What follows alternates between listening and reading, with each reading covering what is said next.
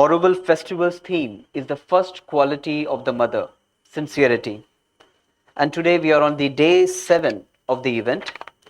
And we also have a theme to the day. Today is dedicated to Mahalakshmi, and the theme of the day is abundance.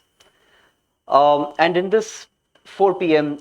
City Conversations, today we are going to talk about the perhaps the largest zone of Auroville, the green belt, the green zone, and also the 4 parks, which are basically in between all the 4 zones. And to join the conversation with me, I have Louis Cohen, I have Prasad, I have Banu, I have Pierre, and I have Sumit.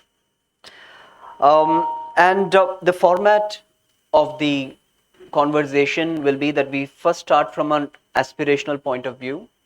Uh, why what is the why was this conceptualized? Why do we need this green belt? How will it add to the larger aspects of the galaxy? How it is a crucial aspect of the plan? And from there, from the aspirational aspects, we will come down to what are the routes that we can take to manifest it?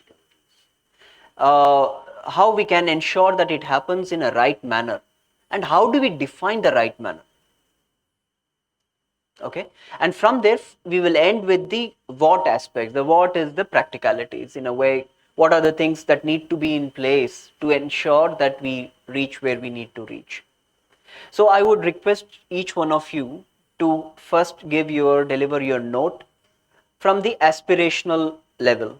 What do you think should we as a community aspire for this green belt, which is 3/4 of 20 square kilometer, 3/4 of 20 square, which is 15 square kilometers of the plan. And I would also, while you reflect your aspirations, I would like you to also look at it from two aspects. One is your individual aspiration, and what do you think should be our collective aspiration?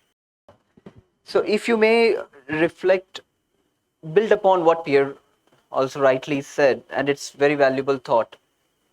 Well, I mean, there's absolutely no conflict of my thoughts Exactly. with what anybody has said, Yes. especially what Prasad has said. And of course, from my perspective, although I'm not a farmer or a green belter as such, though I live in a farm and I've planted maybe 50 trees in my life, and it's clear that farms and green is required in every city, especially. But what kind of green should it be? Should it be invasive species? Should it be fruit-bearing species? Or should it be, basically like, so that is what my, how do you say, approach would be, that we need to see that what we plant is useful for the collective, as like what Prasad said about going towards food sufficiency. I mean, if something which this COVID whole thing in the last 2 years has shown is that we cannot overlook the importance of being food sufficient. And we have enough opportunity in Auroville to get there. Of course, we might not be able to produce everything that we consume. Yeah. And because some of the things that we consume don't grow here. But we are rich in certain fruits that we can mass produce, put it out in the market, and with what we get, we can buy. So basically, like, in my opinion, agriculture or agro, Yeah. what you call the whole aspect, should be a major part of our economy. Right. Then we come to agroforestry. Yeah. If we can plan, like maybe 200 acres for teak or 500 acres for hemp, because all these things are immensely valuable. Not only hemp is a regenerative plant, it increases the productivity of the soil with every crop. It gives more back than it takes. Right. So all these things, if we can start thinking about and include in our whole like green planning, I think we have a wonderful opportunity to show the world what a city that the world truly needs is all about, is being self-sufficient, Right. by food, Right. having the right crops. And because right now what we have is basically thickets, or this acacia was planted to hold the soil together. Right. And in some places they are too congested for letting anything other to thrive. It is doing its work great, but that is that was the first step to hold the soil, to prevent it from being washed out to the sea. And I think that part has been done. It has that aspect has been taken care of. Now is the Right. time to go in for more planned planting, clearing, and like in a planned way, by sector. And also, like, there are immense, how do you say, opportunity for redistributing or decentralization of production. We can have like even individual communities producing certain things, like for the collective. It doesn't need to be farm. Like, somebody could just be producing mint or basil, like, or something like, basically, like, the so food production is not only in farming, like limited to farms. It could also, communities could help in tomatoes, beans, so many things that individual communities could be producing and like sharing and growing towards food sufficiency and abundance. Because abundance is all about sharing. If everybody grows something and shares, then we are abundant. And I Right. believe that is probably the right way or approach to look into Okay. and develop into. So, if I may develop on the thought that you just mentioned, okay, you touched upon the very functional aspects of the green belt, food security that it should meet. But then, like Pierre said, it's not just that function which is very visible. There is this very intangible power that the nature holds.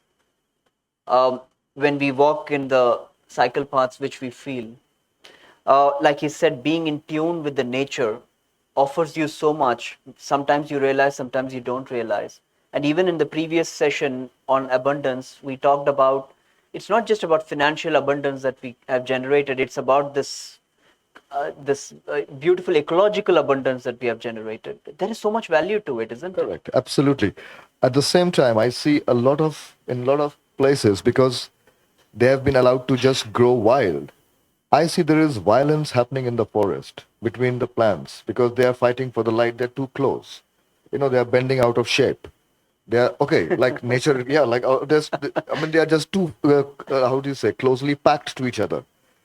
And but if we have, like, there is this man You are in saying that they are also fighting for territory? well, they're fighting for sunlight. They're fighting for sustenance, and that is limited, like, and well, and so that could be avoided because sometimes, like, even that is maybe. I mean, there's this one man I would refer to, Jadav. I think he's from Assam. This one man Who created the single-handedly forest? planted like Yeah. over 1,500 acres of a forest, and it's beautiful. I mean, it's like, I'm not saying that we do anything less here, but he made sure that the trees were so what he calls in distance, Yeah. that today there are elephants and rhinoceros can move around in those forests, or in his forest.